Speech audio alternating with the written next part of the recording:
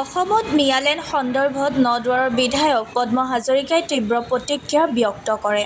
বিধায়কগৰাকীয়ে প্ৰতিক্ৰিয়া ব্যক্ত কৰি কয় যে মিয়ালেণ্ড তেওঁলোকে ইয়াত বিচৰাটো যুক্তিসংগত জানো।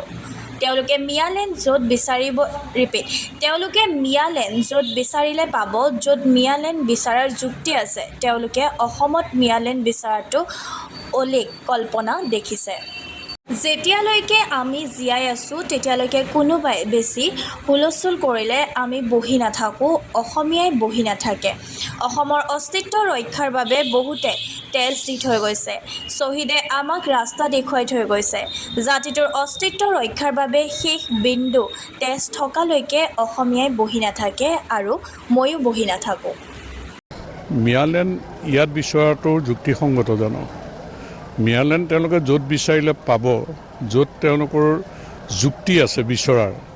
অসমৰ মাটিত মিয়ালেণ্ড বিচাৰিবলৈ তেওঁলোকে অলীক কল্পনা কৰিছে।